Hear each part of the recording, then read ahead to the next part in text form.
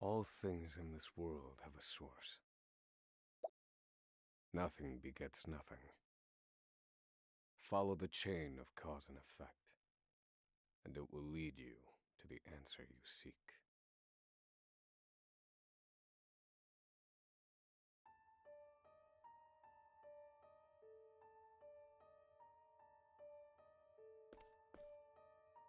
For the record, you, Osvald, plead not guilty. Is that correct?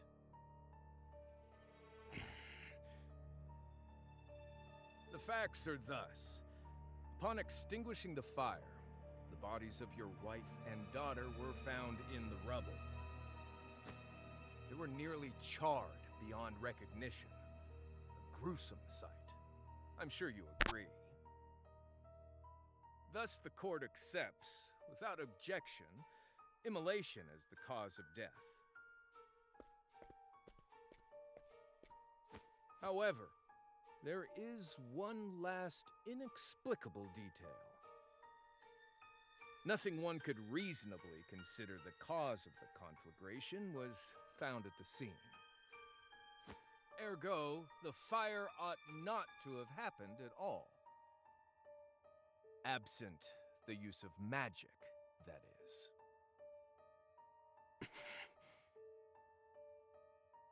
You were a scholar of magic, weren't you, Osvald? Is that a mere coincidence? I think not. Having conducted a thorough investigation of the scene, the court holds the following to be true. You, Osvald, were the only one capable of starting such a fire that night. In the sacred name of Alephan the Scholar King, the court hands down the following verdict. Osvald V. Van Stein, we find you guilty of the murder of your wife and daughter, for which you are sentenced to life imprisonment on Frigid Isle. Do you have any last words?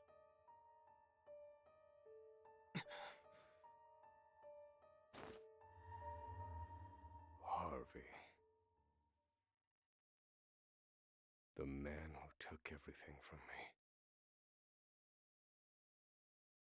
shall die by my hand. I swear it.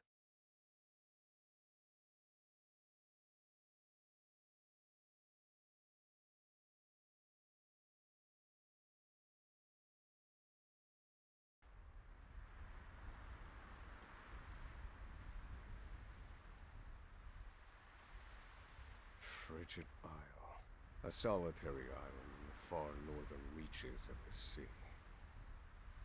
Some call it the edge of the world, blanketed in snow all through the year.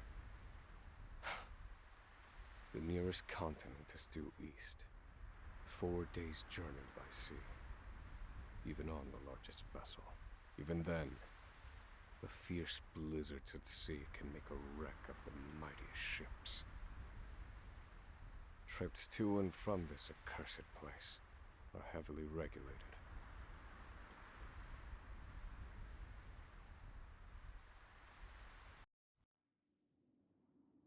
This place holds all mainlanders found guilty of the most heinous crimes. It held over 300 of us at its peak. In its 80-year history, none have escaped.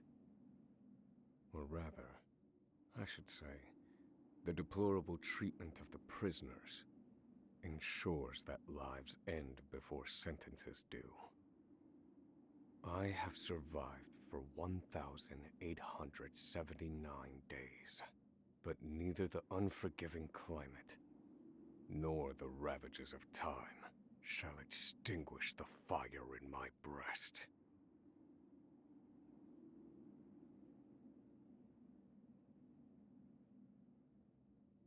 Another frigid day in hell, eh, Professor?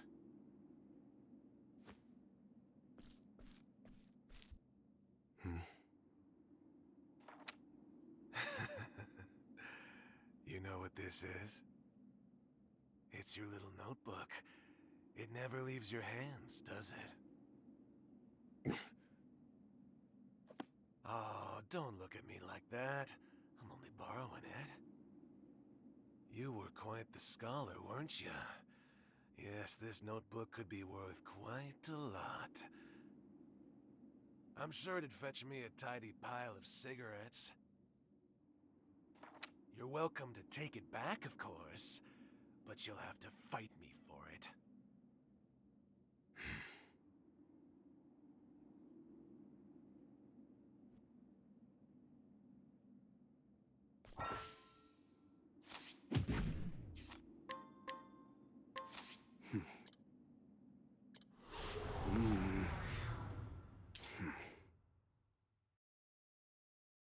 So I don't think he's able to cast magic. Just muzzle. Yeah.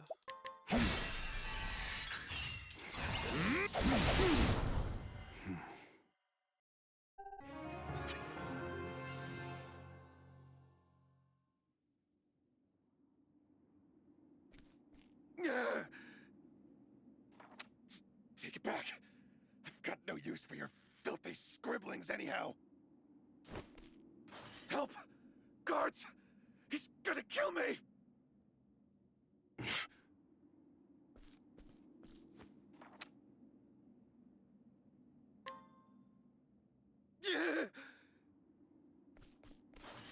Help! Somebody!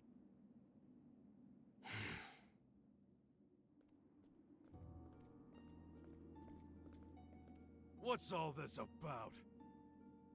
It's him. He attacked me.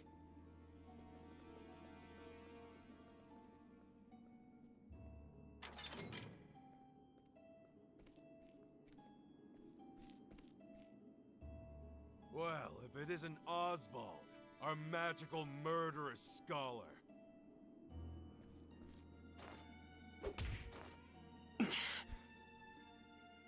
How do you like the new toy I gave you, Professor? It's a fine little muzzle, isn't it?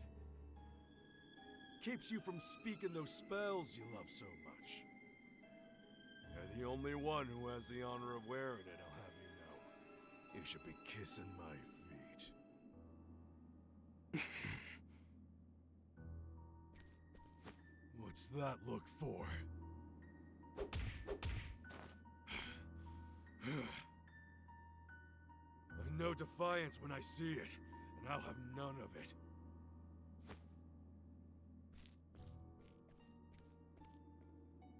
I'd love to hear what you sound like. I really would. When you're begging for your life, that is.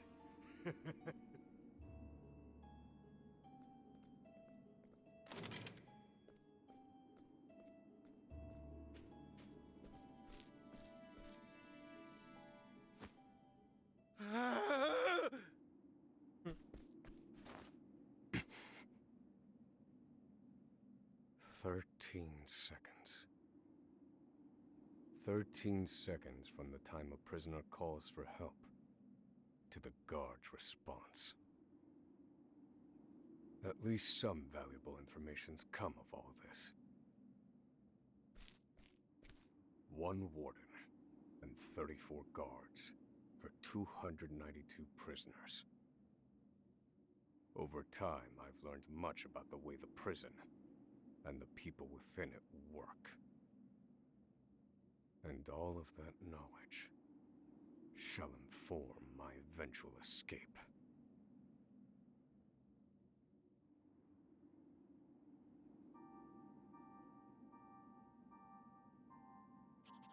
An escape for which the plan is written in this notebook, using a cipher, naturally. I've revised said plan numerous times these last 5 years, and polished it to a fine sheen. Only 3 pieces of the puzzle remain. The first, an escape route. For this, I have chosen a passage that leads beneath the prison. This passage is overlooked even by the guards themselves, and it leads directly out of this place. I must conduct a more thorough review of it, and soon.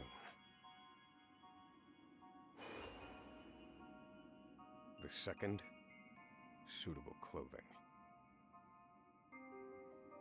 Once I escape, I'll be exposed to the elements.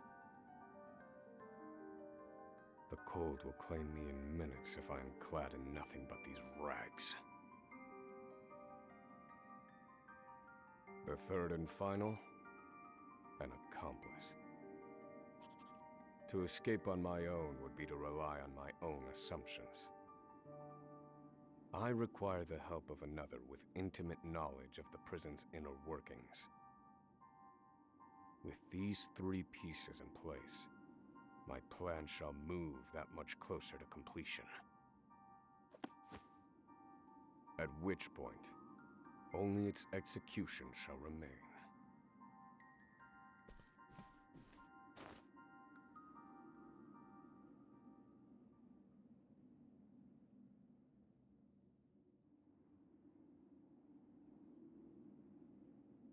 Wake up, human filth! To work with you!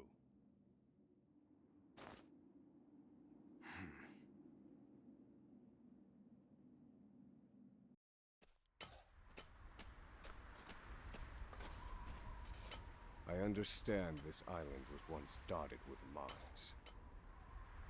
Entire mountains were reduced to rubble for ore, and the prison was built atop the wreckage.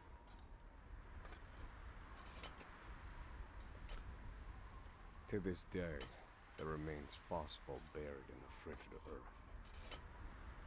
It's immensely flammable, and sells for a fair bit of coin. So the prisoners are forced to mine it, and the guards line their pockets with the proceeds. Mine, scum! Keep those hands moving! I said, keep moving! Unless you'd rather freeze to death! What's wrong with you?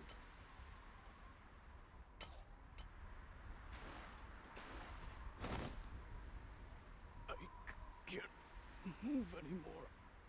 Too cold. Don't you go soft on me, criminal filth. Need I remind you that you were sent here to atone for your misdeeds? So beg whatever gods you serve for forgiveness, and dig, you useless little mole! Your life is worthless compared to the precious phosphol you cleave from the earth. And believe you me, we'd burn you instead if you were anywhere near as easy to set alight. Do you understand? Answer me! Warden, sir.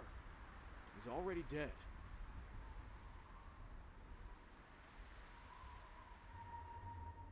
An unfortunately common sight. We are adaptable creatures. Any environment, no matter how horrific, can be made ordinary.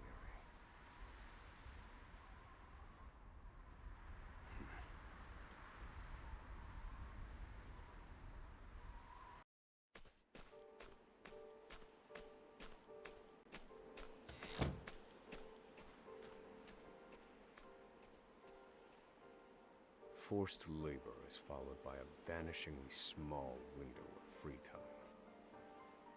It is in this free time that I review the remaining pieces of my plan. They are three.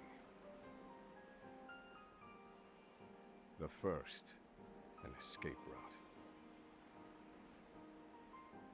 The prison is as old as it is massive.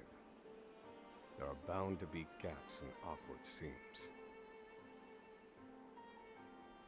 Perhaps I can glean a hint or two from someone with intimate knowledge of the island's history. The second, suitable clothing. One they call the Provisioner sells the clothing I'll need to survive. But first, I need to find them. I'll start by asking any prisoners who might know this Provisioner. The third and final piece, an accomplice. My accomplice cannot be an ordinary prisoner. I must find someone capable of enacting my escape plan.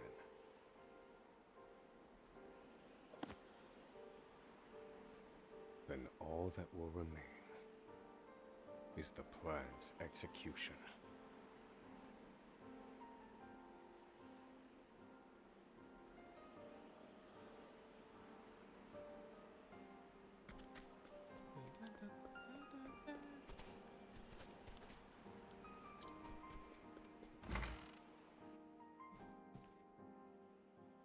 There are not so many guards watching the cafeteria during this shift. Now is my chance to find an accomplice.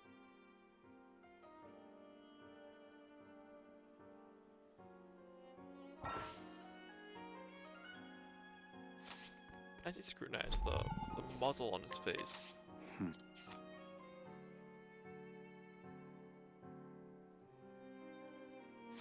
No.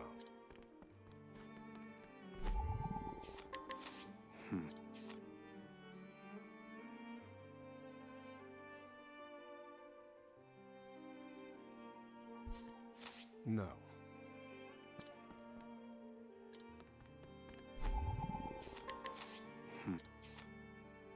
Past poisoning, sentence under 6 years. I see why he likes watching other people eat.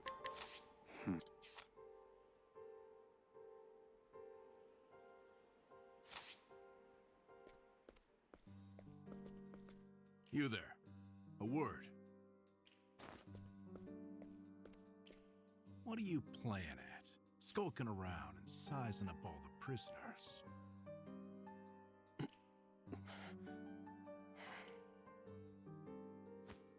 Ah, right. You can't speak on account of the muzzle. I've been watching you, you know, for the last 5 years. And all that time you've been feigning indifference while you surveilled the place, right?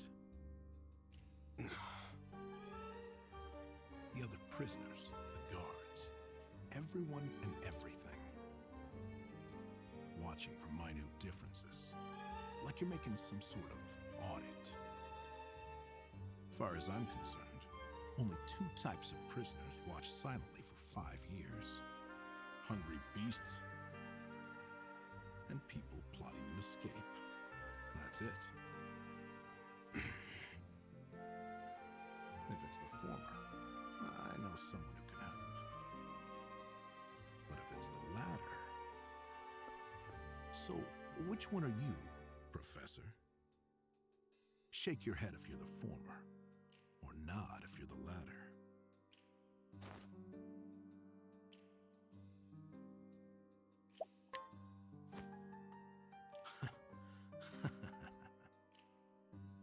So, my eyes didn't deceive me after all. You're quite clever, I'll say that. Now, for my formal request. I went in on your plan. I can be of use to you. You'll see. I got lots of valuable information I'll only share with a close confidant. I've collected it over my long years in this place. That's why they call me Emerald the Informant. I know my information's good. You could do far worse, Professor Jailbreak.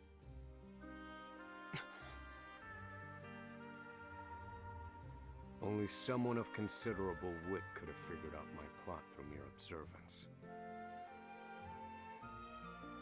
Further, he is correct that I have need of his wares. I can certainly use them to my advantage. I knew you'd see it my way. So, what would you have me do?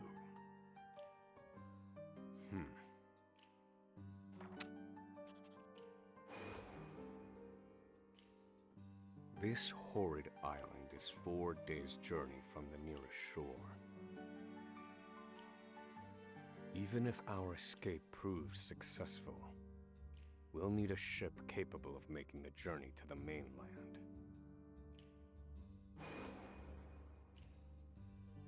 I have set my sights on the vessel carrying the inspectors, who visit the prison on an erratic schedule. Thus, I need to know when it is due to arrive next. The ledger containing that information is fiercely guarded. I stand no chance of laying eyes on it. But all I need to know is the date. For that will be the date we make our escape.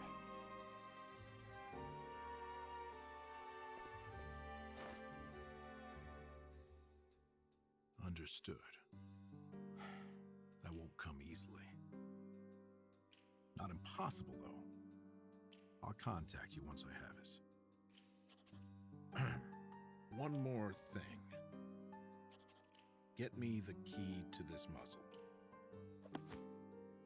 Can't make any promises there, seeing as it was made just for you. Let's just pray luck is on our side, eh, confidant?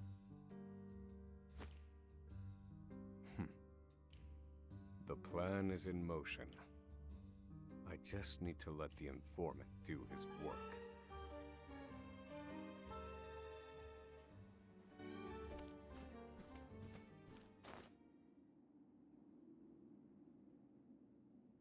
Osvald. Osvald. Have you found the answer?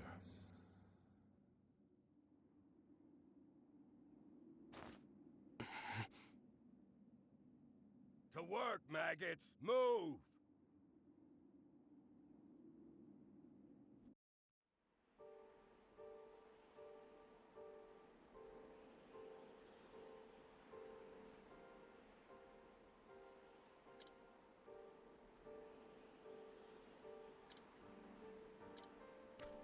Let's go through everything in order, I guess.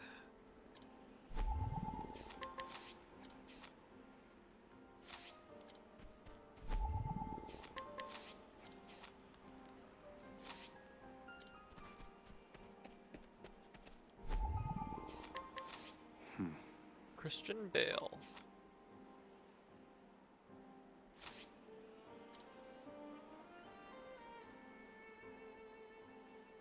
So you're the muzzled scholar I've heard so much about. You look like you need something, same as everyone else who comes to see me. The name's Bale. Most call me the Provisioner. I can secure most anything people ask for. Not for money, given our circumstances.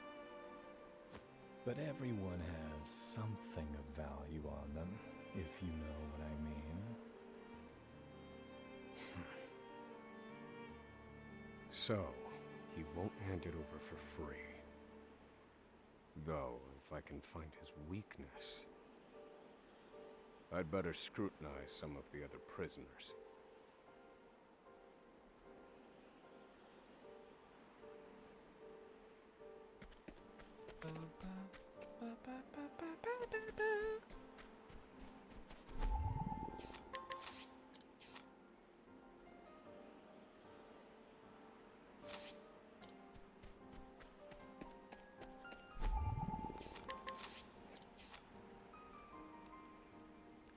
I don't believe...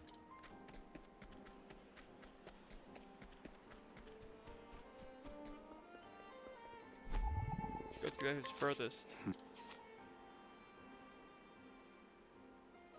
Here it is. Surely this is the Provisioner's weakness. Let's see how he responds. How do you utilize this if you can't speak exactly? You gonna mime it out? Write it out? Finally come to pay, have you?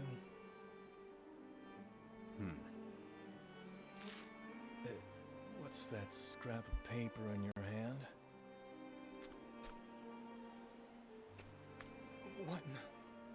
Where did you get this?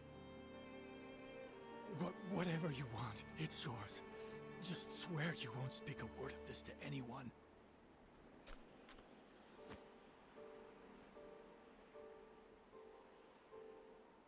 Hooray! Clothes! Thanks, man.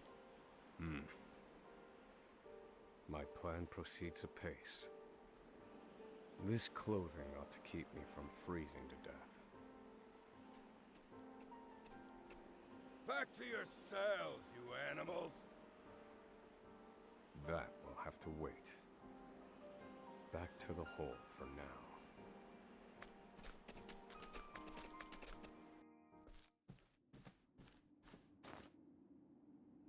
Nap time.